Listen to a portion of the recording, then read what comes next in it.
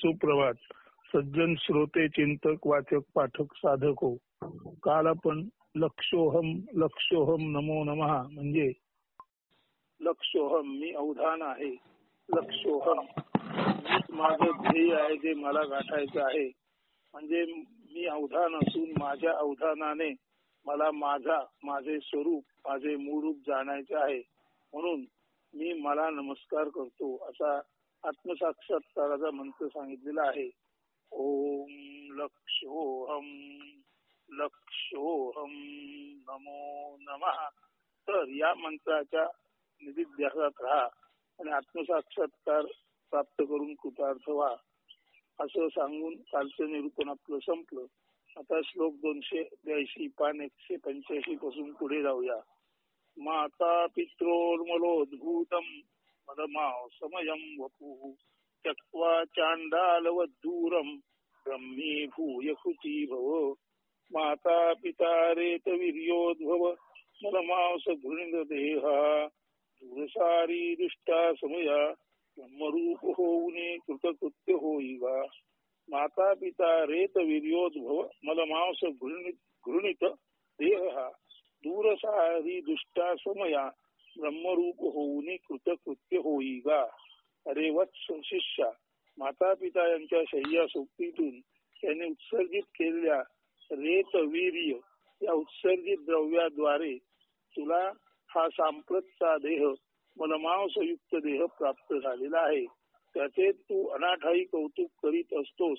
त्याला सुगंधी उठणे पावडर अख्तरे यांचे लेपन करून शृंगारून तू त्याचे अवाजवी स्तोम माजवतोस.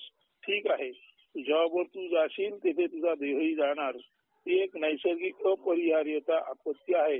मात्र याचा अर्थ असा नव्हे की तुझी देह जाणीव इतकीच प्रदीप्त व्हावी की तुला तुझ्या आत्म्याबाबत चैतन्याबाबत शुद्ध जाणीवेबाबत ज्ञान रूपाबाबतच विसर पडावा ग्लानी यावी. हे योग्य नव्हे. जे काही करावयाचे ते नीट केल्यानेच माणसाला कृतकृत्यता धन्यता प्राप्त होते. तू पिंड पोषण व त्याचे कौतुक करायचे नसून पापी माणसाला जसे दूर ठेवतात तसे दूर या देहाला ठेवायचे आहे. येथे देह दूर ठेवणे याचा अर्थ देहाबाबत मी माझे असे ममत्व न दाखवण्याचा आहे. त्याचबरोबर तू आपल्या अंतरीच्या दीपाबाबत आत्मप्रकाशाबाबत मी आत्माच असा एकरूप भाव धारण करावयाचा आहेस आणि तेथेच जाणीवेने आत्मस्थित आत्मध्रुव राहावयाचे आहे. सारांश टाकावयाचे ते टाकून म्हणजे देहभावना आणि स्वीकारायचे ते स्वीकारून म्हणजे आत्मभाव.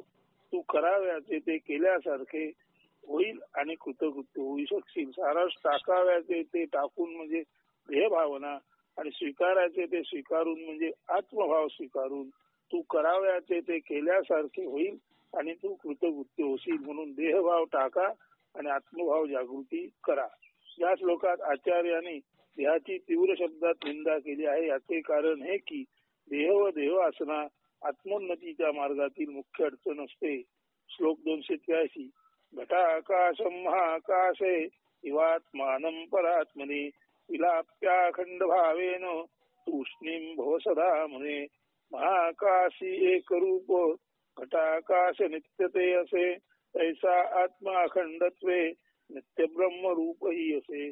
जाणुनी हे मुने नित्य अक्रियत्वे मौन तू धरी अहम ब्रह्मासी अनुभवी अखंड ब्रह्म ब्रह्म धरी करी. तर श्री शंकराचार्य यांचा शिष्य अर्थातच गुरुच्या तोडीस तोड असाच आहे. त्यामुळे त्याला उद्देशून उपदेश करताना आचार्य संबोधितात हे मुने. ते सांगतात की घटातील आकाश म्हणजे भांड्यातील पात्रातील असलेली रिक्तता किंवा पोकळी यालाच घटाकाश म्हणतात.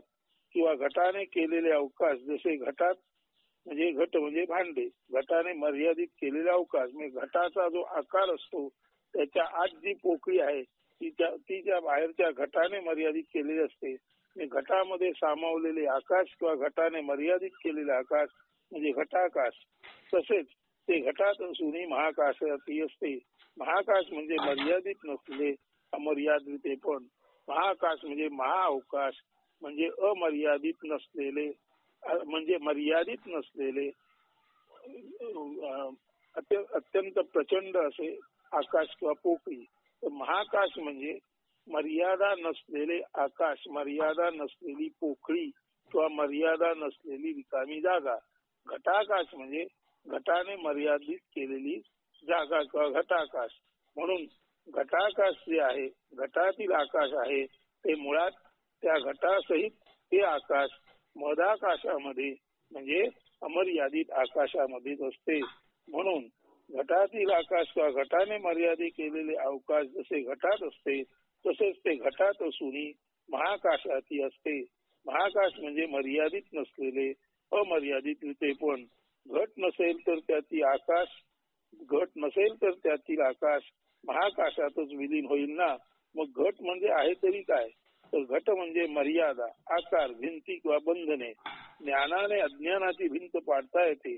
घटाच्या जागी घट रहितता, आकार मर्यादा नष्ट करणे हे जाणीवेने अनुभवता येते. असे झाल्यास घट मर्यादा जाते आणि घटाकाश एका क्षणात महाकाश असल्याची ज्ञानरूप जाणीव जागी होते. तसेच आहे जीवाचे. जीव मर्यादित जाणीव म्हणून देहाद्वारे राहतो. देह नसेल तर मर्यादित जाणीव, अनंत महाजाणीव म्हणून चिरंतन अखंड उरेलच ना. तसेच हे शिष्या तू आत्मा म्हणून देहांतर्गत मर्यादित जाणीव म्हणून स्वतःला न पाहता त्या देहरूपी भिंतीचा अडथळा या क्षणी आत्ताच आणि कायमचाच तुझ्या प्रज्ञाचक्षुने ज्ञानचक्षुने दूर कर, नष्ट कर आणि स्वतःला तू नित्य शुद्ध निर्विकल्प महाजाणीव अनंत ज्ञान रूप परब्रह्म म्हणून अक्रिय मौनात राहून अनुभवित प्रतीत करीत राहा. तृष्णी भाव म्हणजे स्वतःला मर्यादित न समजता स्वतःला नित्य शुद्ध निर्विकल्प महाजाणीव अनंत ज्ञानरूप परब्रह्म म्हणून समजायचे आणि त्या समजुतीमध्ये अक्रिय मौनात राहायचं. असं मौनात राहायचं की मौनात कोणताही विचार सुद्धा येणार नाही. अक्रिय मौनात राहून अनुभवायचे, प्रतीत करायचे. अहम ब्रह्मास्मीचे अखंड अनुसंधान दाखवून स्वतः ब्रह्मच असल्याचे, ब्रह्म सहजते धारण केल्याचे, हातात पकडल्याचे निश्चित व निश्चिंततेने समज जाण. म्हणजे आपण ब्रह्म आहोत याचे अनुसंधान दाखवून ही समजूत पक्की करून जणू काही ब्रह्म आपण स्वहस्ते धरले आहे, आपल्या हातात ब्रह्म आले आहे, तळ हातावरच्या आवळ्यासारखे आपण ब्रह्म पाहत आहोत. अशा जाणीवेमध्ये अहम ब्रह्मास्मी म्हणजे मी ब्रह्म आहे अशा अनुसंधानात नित्य निरंतर राहा. म्हणजे तुझ्या लक्षात येईल की तू घटाने मर्यादित केलेले आकाश नसून तू घट फोडून, देह फोडून बाहेर आलेला आत्मा तो प्रत्यक्षात परमात्माच आहे. घट फोडून बाहेर आलेले आकाश जे प्रत्यक्ष मदाकाशच आहे हे तुझ्या लक्षात येईल. म्हणून तू मर्यादित पण टाक आणि अमर्यादित ब्रह्मरूप आहे हे ओळख आणि निश्चिंत राहा. 284 सप्रकाशमधिष्ठानम स्वयंभूसरात्मना ब्रह्मांडमपि पिंडांडम त्यजतां मलभांडवत सर्व वस्तू मात्र अधिष्ठान स्वयंप्रकाशी ब्रह्मजेयसे तेची तव निज रूप जाणूनी मलिन पिंड ब्रह्मांड दूर सारुनी तू केवळ असे.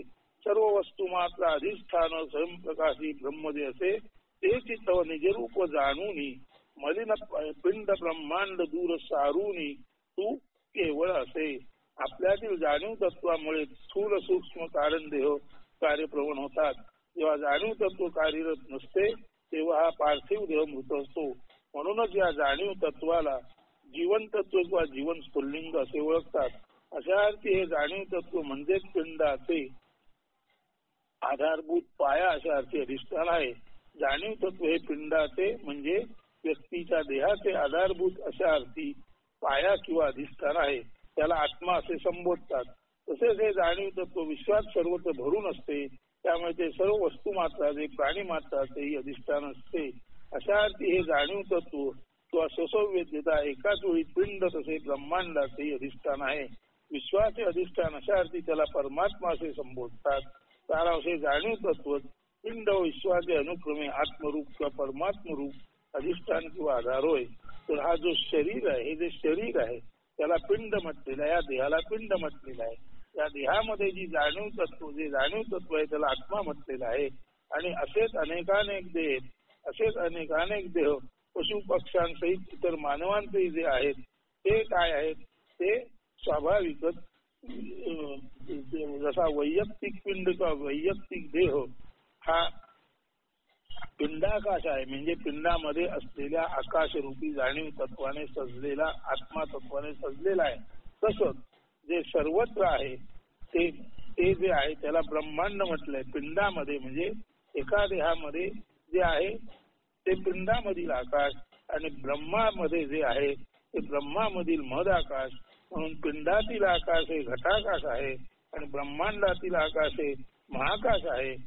आपल्या जाणीव तत्वाने म्हणजे आत्मतत्वाने आपण पिंड किंवा मर्यादित नाही असे जाणले तर पिंड फोडून आपले आत्मतत्व ब्रह्मांडाच्या मधाकाशात विलीन होऊ शकते. अशा अर्थी हे शिष्या तू जाणीव तत्व म्हणून आत्मा परमात्मा रूप ब्रह्मरूपच आहेस. अखंड एकमेव अद्वितीय असे जाणीव तत्व म्हणजे तू परमात्माच आहेस हे जाण, आणि एकाच वेळी पिंड आणि ब्रह्मांडाचे अधिष्ठान असलेले असे तुझे हे आत्मरूप तू समजून घे. याला परमात्मा असे म्हणतात. सारांशे जाणीव तत्व पिंड विश्वाचे अनुक्रमे आत्मरूप किंवा परमात्म रूप अधिष्ठान किंवा आधार होय. म्हणून जाणीव तत्व पिंडाचे आत्मरूप आणि विश्वाचे परमात्म रूप. आता पिंड गेला त्यामुळे आत्मरूप परमात्म रूप झालं, पिंडाकाश गेलं आणि महान आकाश महाजाणीव रूपी आकाश निर्माण झालं. समष्टी रूप विश्व म्हणजे ब्रह्मांड आणि विश्व व्यष्टी रूप विश्व म्हणजे पिंडांड. समष्टी रूप विश्व म्हणजे सर्व एकत्र ज्या विश्वात आहेत त्या विश्वाला ब्रह्मांड म्हणतात, आणि एका व्यक्तीचं जे विश्व आहे त्याला पिंडांड म्हणतात. पिंड हा गर्भाशयात जन्मतो आणि विश्वात येण्यापूर्वी तेथेच त्याची विशिष्ट काल मर्यादेपर्यंत वाढ होते, त्याचे लालन पालन होते. त्या गर्भाशयाला पिंडांड म्हणजे व्यक्तीचे गर्भाशय म्हणतात. पिंड म्हणजे काय? पिंड हा जो गर्भाशयात जन्मतो आणि विश्वात येण्यापूर्वी तेथे त्याची विशिष्ट काल मर्यादेपर्यंत वाढ होते. म्हणजे 9 महिन्यानंतर हा जो पिंड आहे त्याच्यातून अर्भक बाहेर पडते, तोपर्यंत तो पिंड आईच्या गर्भाशयात असतो. म्हणून बाहेर आल्यानंतर त्याचे लालन पालन आईच्याच स्तन्यावरती, आईच्याच दुधावरती होते. त्या गर्भाशयाला पिंडांड म्हणजे व्यक्तीचे गर्भाशय म्हणतात. म्हणजे स्त्रीच्या गर्भाशयामध्ये व्यक्तीचं पिंडांड जोपर्यंत असते तोपर्यंत त्या गर्भाशयाला समष्टी रूप विश्व म्हणजे ब्रह्मांड आणि व्यष्टी रूप विश्व म्हणजे पिंडांड. समष्टी रूप म्हणजे समग्र विश्व जे आहे ते ब्रह्मांड आहे आणि व्यक्तिगत विश्व आहे तिथे पिंडांड आहे. व्यक्तीच्या गर्भाशयामध्ये पिंड असतो आणि हे व्यक्तीच्या गर्भातील पिंड असतो. त्या व्यक्तीच्या गर्भाशयाला पिंडांड म्हणजे पिंड रूपी अंड ज्यात आहे ते, आणि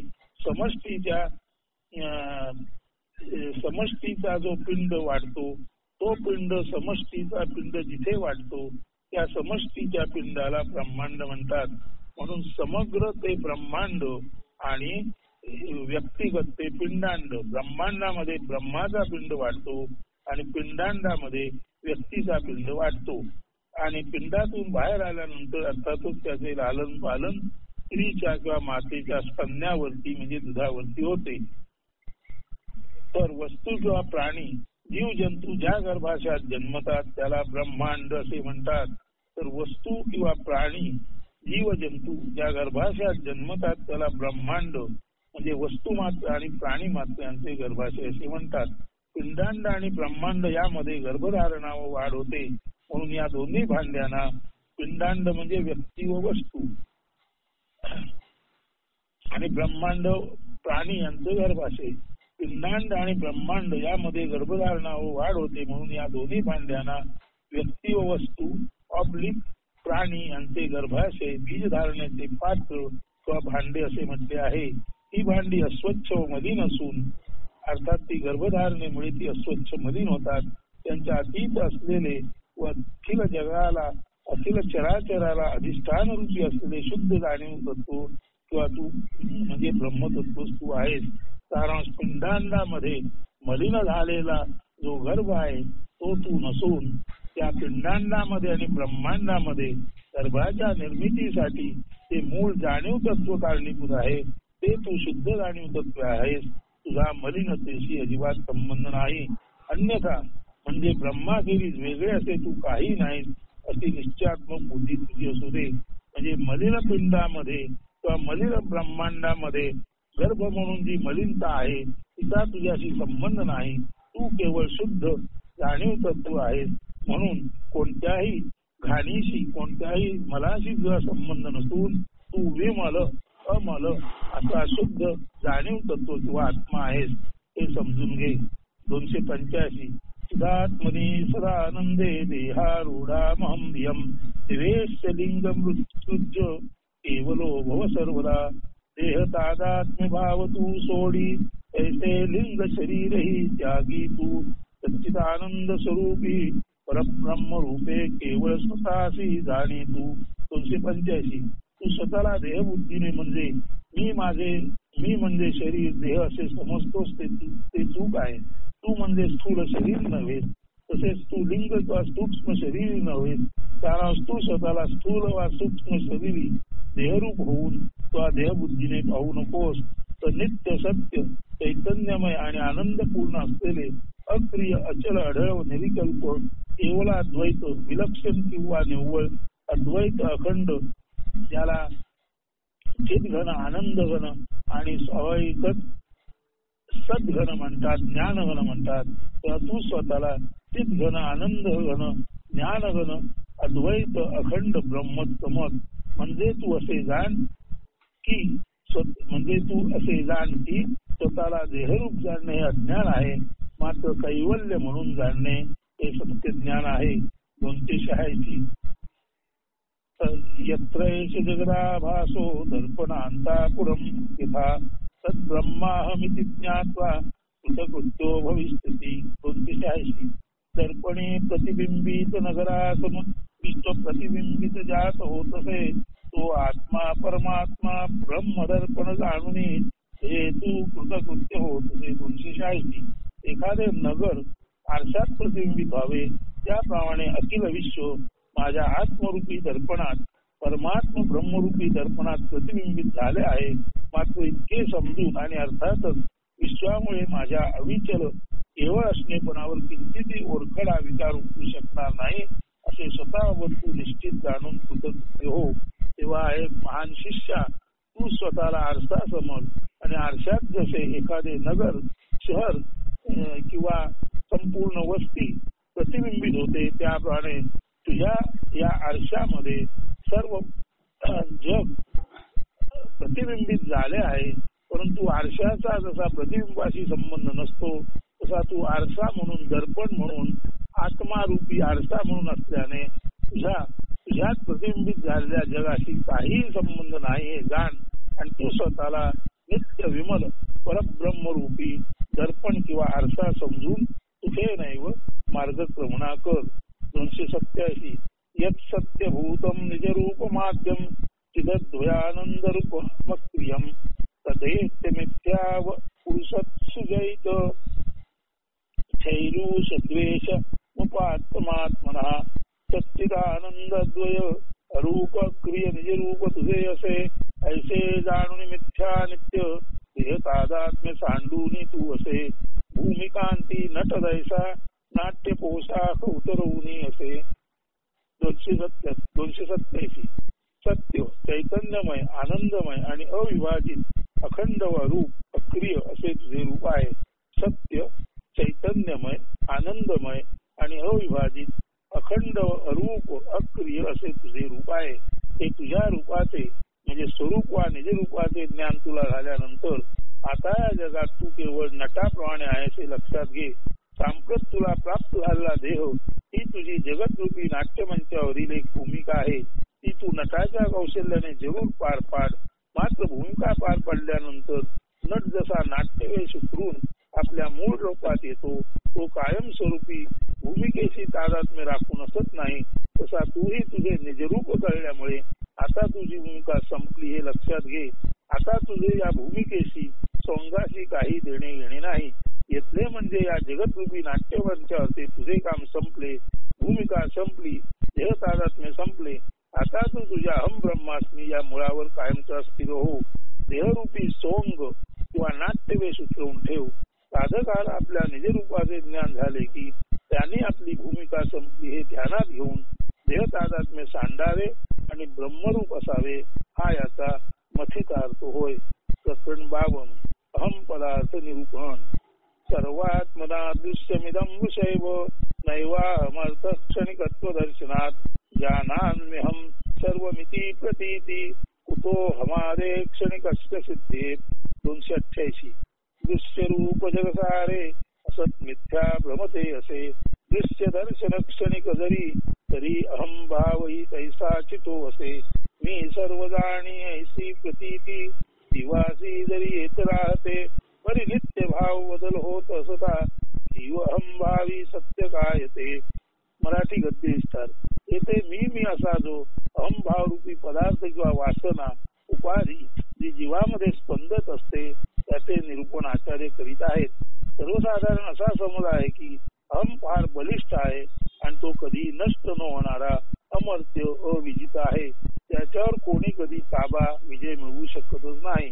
मात्र याचे वास्तव काय यावर आचार्य प्रकाश टाकीत आहेत. हा आहे ज्ञानप्रकाश. हे सर्व जग दृश्यम आहे. दृश्यानुसारी त्याचे दर्शन असते. दृश्य बदल झाला की दर्शनी बदलते. दृश्य सातत्याने बदलत असते म्हणून दर्शनी सतत बदलत असते. वेगळ्या शब्दात दृश्य अनित्य आणि म्हणून दर्शनी अनित्य क्षणिकच असते. आता या विविध दृश्यांच्या दर्शनाचा लाभ कोण घेत असते? जीवच ना. तो काय म्हणतो? मी पाहिले, अनुभवले, जाणले, मला समजले. म्हणजे हा जीवाचा समजरूपी जीवभावच झाला. यालाच मी अशा अर्थी अहमभाव असे म्हणतात. मात्र प्रश्न असा आहे की दृश्य बदलते, दर्शन बदलते आणि त्यामुळे जाणलेले समजलेले ही सतत बदलतच असते. म्हणजे दृश्य दर्शना इतकीच अहमभाव समज ही क्षणिक अनित्यच बदलातीलच झाली ना. जर हा जीवाचा समजरूपी अहमभाव क्षणिक अनित्य असेल तर अहमभावाला सत्य कसे मानावे? तो तर दृश्य दर्शनाप्रमाणे विकारी बदलणारा अनित्य कायमस्वरूपी नसलेला क्षणिक अशा अर्थी असत्य माया भ्रमच ठरतो. म्हणून जीवाचा अहमभाव हा दृश्य दर्शनाप्रमाणे बदलत असल्यामुळे हा अहमभाव बदलणारा अनित्य क्षणिक असतो. असे असताना अहमभाव टाकता येणे कठीण आहे म्हणणे अयोग्य आहे. बालपण, तारुण्य, मध्यम वय आणि उतार वय या साऱ्या जीवनातील स्थित्यंतराचा अनुभव घेताना हर क्षणी माणूस मी म्हणत असतो. जीवनात स्थित्यंतरे आहेत म्हणून वेगवेगळे अनुभव आहेत. त्यामुळे मीचे अनुभवही बदलते आहेत. दृश्य दर्शन, अनुभव किंवा समज यासारख्याच विकारी किंवा असत्य गोष्टी आहेत. दृश्य दर्शन, अनुभव किंवा समज यासारख्याच विकारी किंवा असत्य गोष्टी आहेत. मी जाणतो, जाणले म्हणणारा मी कायम दिसला तरी त्या मीची अनुभव, जाणीव, समज वेगळाली, बदलकी किंवा अनित्य आहे. मी जाणतो, जाणले म्हणणारा मी दिसायला कायम दिसला तरी त्या मीचा अनुभव, त्या मीची जाणीव, त्या मीची समज सतत वेगळाली, बदलती किंवा अनित्य आहे. अशा अर्थी प्रतीती रूपी अहमभाव असत्यच आहे. म्हणून मीला जो प्रतीती किंवा प्रचिती अनुभव येतो त्याला जे समजतं, जे जाणवतं ते सर्व प्रतीती रूप दृश्य आणि दर्शनामुळे बदलणारे असल्यामुळे त्याचा हा प्रतीती रूप अहमभाव, मी जाणले, मी समजले म्हणणं हा मुळातच बदलातला आहे, विकारी आहे. म्हणून तो असत्यच आहे. मग यात नेमके सत्य काय? सर्व स्थित्यंतरातून जात असताना सर्व स्थित्यंतरे अनुभव, समज, जाणीव, जीवभाव अहम म्हणून असत्य असली तरी त्या स्थित्यंतरांचा जो अनुभव घेणारा असतो तो एकमेव अद्वितीयच असतो. मग या स्थित्यंतरामागे नेमकं सत्य काय? तर दृश्य दर्शनाप्रमाणे बदलणारी समज, विकारीत असलेली जाणीव हे सर्व जरी बदलत असलं तरी हे दृश्य दर्शन आणि बदलणारी जाणीव, बदलणारी समज हे पाहणारा आतमध्ये कोणीतरी एक शाश्वत मी आहे. तो शाश्वत मी हा एकमेव अद्वितीय आहे. तो कधीच बदलत नाही. तर ही क्रीडा कुणामुळे चालू असते? त्याचा अनुभव नेमका घेत तरी कोण असतो? मी हे सर्व उपभोगले आहे असे उत्स्फूर्ततेने म्हणणारा नेमका आहे तरी कोण? सर्व शरीरधारी माणसे स्वतःला मी म्हणतात. मात्र सर्व शरीर क्षणिक, त्यांच्याद्वारे घेतलेले अनुभव क्षणिक. मर्यादित मीचा अहमभावी, अहमभाव म्हणजे प्रतीती, अनुभव बदलणारी, विकारी असल्याने क्षणिकच असते. सर्व जीव व जीवभाव क्षणिकच असतो, तरी सुद्धा सर्वातून सर्व तऱ्हेचे विविध भले ते क्षणिक असले तरी त्यांचा अनुभव घेणारा जो असतो तो एकमेव मी. वास्तवात तो अनेक मीतून शरीरातून अनुभव घेणारा आत्माच असतो. म्हणून सर्व बदललं तरी मी बदलत नाही. हा मी एका शरीरात आहे असंही नव्हे. हा मी अनेक शरीरातून स्वतःला मी म्हणवतो. अनेक शरीरातून स्वतःला मी म्हणून घेणारा हा एकमेव आत्मा आहे. मात्र अनेक शरीरांना अनेकानेक दृश्ये दर्शने आल्यामुळे अनेकानेक समजुती अनेकानेक जाणीवा सतत बदलत्या अस्थिर चालू असतात. तर अनेकानेक जाणीवा समज बदल विकार ज्ञान अज्ञान हे सर्व परिवर्तित होणार जे सर्व आहे ते एका वा अनेक देहातून जाणणारा जो एकमेव आहे तो मी म्हणजे दुसरा तिसरा कोणी नसून सर्व आयडेंटिटीचा एकत्रित मी म्हणजे इन्फिनिट असा परमात्मा आहे. अव्यक्त आत्मा म्हणजे परमात्मा किंवा ब्रह्म. व्यक्त ब्रह्म किंवा परमात्मा. अव्यक्त म्हणजे परमात्मा किंवा ब्रह्म. जो आत्मा अव्यक्त असतो त्याला परमात्मा किंवा ब्रह्म म्हणतात आणि जो व्यक्त असतो जे अव्यक्त त्याला अव्यक्त आत्मा म्हणजे परमात्मा किंवा ब्रह्म आणि व्यक्त आत्मा म्हणजे शरीरातील मी म्हणून समजला जाणारा आत्मा. म्हणून अव्यक्त म्हणजे परमात्मा किंवा ब्रह्म, व्यक्त ब्रह्म किंवा परमात्मा म्हणजे अव्यक्त म्हणजे परमात्मा किंवा ब्रह्म. आणि हे जेव्हा अव्यक्त ब्रह्म व्यक्त होते तेव्हा व्यक्त ब्रह्म किंवा परमात्मा अनेक मानवी शरीरातून विविध अनुभवरूपी क्रीडा करून मी असा प्रकट होतो. तो म्हणजेच आत्मा.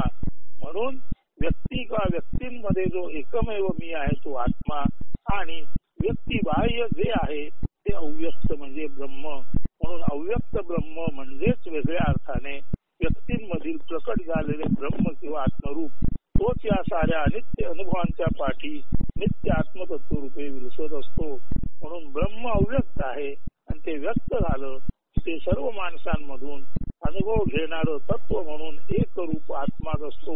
म्हणून व्यक्तीतला आत्मा तोच व्यक्तिबाह्य परमात्मा आणि व्यक्तीतील आत्मा आणि व्यक्तिबाह्य परमात्मा म्हणजेच अखंड ब्रह्म जे सदवदित नित्य आत्मतत्व रूपे विलसत असते. 289 अहम पदार्थ स्तोहमादि साक्षी नित्यम. अहम पदार्थ स्तोहमादि साक्षी नित्यम सुषुप्तावपि भावदर्शनात् भूते जो नित्येति श्रुति स्वयं तत्प्रत्येगात्मा सदसद्विलक्षणा नित्य साक्षी अहम राही सुषुप्ती तदरितो वसे अहंकारादिका साक्षी तो अजन्मा नित्य श्रुति बोलती सत असत अतीत राही तो अद्वितीय विलक्षण असे. 289 अहम हे पद आहे. पद याचा अर्थ पाया किंवा अधिष्ठान. सर्व जीवात हे अहम पद निद्रिस्त किंवा लपलेले असते. गुप्त रूपे वसत असते. या पायावरच जीव सर्व काही अनुभवित असतो. अहम शिवाय जीव नाही आणि जीवामुळे अनुभव किंवा प्रतीती असा हा जीवनाचा खेळ चालू असतो. अहम शिवाय जीव नाही आणि अहम सहित जो जीव आहे तोच नेहमी अनुभव प्रतीती असा हा जीवनाचा खेळात रंगलेला असतो. सारांश जीव सर्व काही अनुभवतो ते त्याच्या अंतरंगात असलेल्या निद्रिस्त किंवा गुप्त अहम या पदामुळे किंवा अधिष्ठानामुळे. मात्र तरीही सर्व अनुभवांचा अहम साक्षीच असतो. अनुभव अहममुळे शक्य होत असले तरी कोणत्याही अनुभवाचा अहमवर परिणाम होऊ शकत नाही. सर्व चित्रपट व त्यातील शौर्य धैर्य शोक विलाप सुख दुःख आदी दृश्ये दिसतात पडद्यावर. मात्र त्यातील कोणत्याही चित्राचा भावभावनांचा चित्रपट संपल्यावर पडद्यावर साधा डागही दिसत नाही, मागमूस लागत नाही. तसेच आहे अहम ते. अहंकार वगैरे सर्व गुणावगुणांचा साक्षी अहम असतो. तसेच आहे अहम ते. अहंकार म्हणजे दृश्य किंवा त्याचं दर्शन त्याचा अनुभव किंवा त्याची प्रतीती घेणारा जो असतो तो अहम किंवा तो अहंकार. तर अशा अहंकार वगैरे सर्व गुणावगुणांचा साक्षी जो असतो तो अहम आहे. त्याला आकार नाही. तो केवळ पाया म्हणून जाणीव तत्व आहे. मात्र त्याला कोणत्याही या अहमला कोणत्याही आकार गुण यांनी बुद्धी स्पर्शिले सुद्धा जात नाही. त्या अहमला नित्य एकमेव आणि अजन्मा म्हणजे जो कायमचा असूनही ज्याला जन्मने नाही असा स्वयंभू असे श्रुतीने वर्णिले आहे. हा अहम सत्व असत यांच्या अतीत पलीकडे असून अद्वितीय व एकमेव असून तो आत्माच होय. वास्तवात हे अहमपद म्हणजे जाणीव तत्व असून जीवाला जीवदशेतून जे जे माहिती होते त्या माहिती मागे असलेली मूलभूत जाणीव किंवा सर्व जाणीवांना जाणवणारी जाणीव म्हणजे अहम होय. जेव्हा मी म्हणतो की थोड्या गुणांसाठी माझा फर्स्ट क्लास चुकला किंवा हुकला किंवा माझी प्रथम श्रेणी चुकल्याची खंत किंवा जाणीव मला ज्या पायावर अधिष्ठानावर होत असते ते अधिष्ठान अहम हेच असते. सारांश सर्व जाणीवांचा पायारूपी उगम अथवा श्री निसर्गदत्त महाराजांच्या शब्दात जाणीवांचा जाणता जो साक्षीरूप असतो तोच अहम होय. जाणीवांचा जाणता जो साक्षीरूप असतो तोच अहम होय. म्हणजे सर्व जाणीवा ज्याने जाणल्या जातात असा हा अहम. जाणीवांशी त्याला देणे घेणे नाही. जाणीवांचा त्यांच्यावर परिणाम होत नाही.